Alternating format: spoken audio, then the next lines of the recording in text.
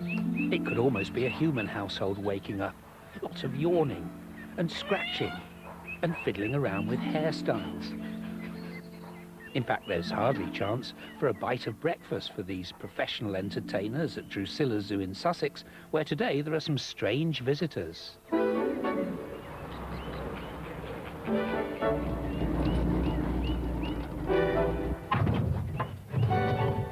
It looks like some kind of foraging ruminant that feeds on grass with a distinctive mating call. Now, it's not that the residents here are unfriendly, it's just that they don't know what to make of the new inmates who've been given an enclosure of their own.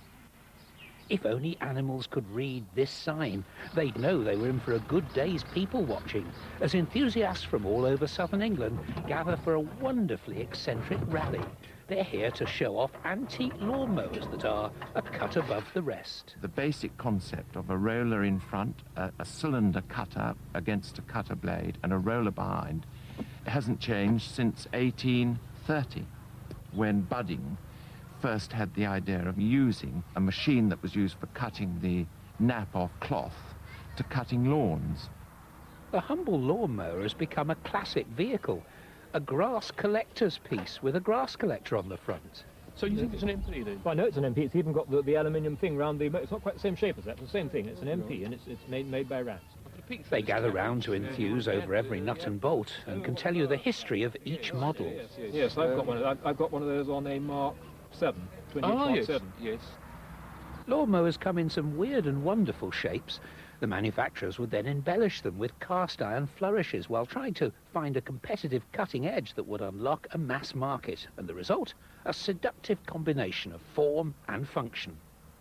I love any sort of simple machinery that has sort of gear wheels and pulleys and things and doesn't get involved with electronics and horrible things like that. And lawnmowers do it perfectly.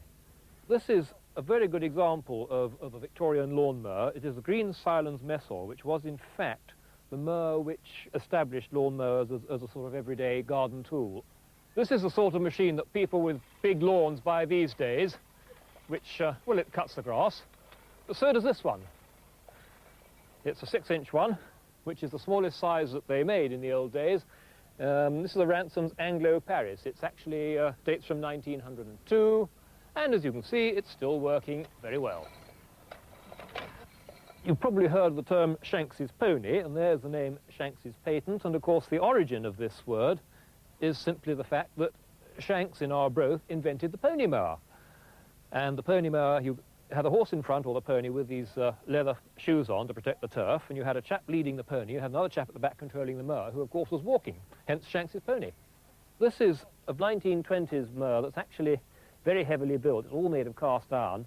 And as you see, it's painted sort of aluminium colour, and I think the idea was to persuade you that actually it was very light and easy to push, as if it was made of aluminium, which of course it's not. It weighs a ton. They're dreadful things, but they're beautifully made. But will they go? This is the bit the animals find fascinating. The great green grass eater being encouraged by its keeper to wake up and start chomping its way around the rose garden. For this is one animal that seems to get angry very quickly. In no time at all, it's off to the knotter, and there's no telling what it'll do next.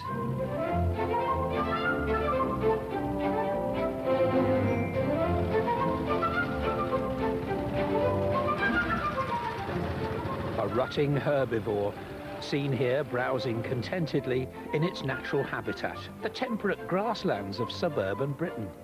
It's a summer visitor to our gardens, and fed with a drop of oil can be hand-tamed, and it'll run rings round any other grazing animal.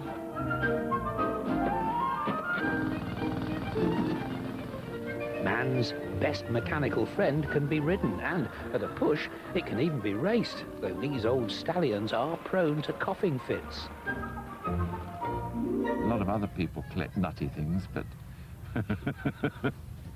it doesn't do anyone any harm, and as well as giving all of us immense amount of pleasure to have and look at other people's machines, it's all to do with the preservation of these lovely lawnmowers. And there's a message for anyone with an exotic mower rotting in the potting shed.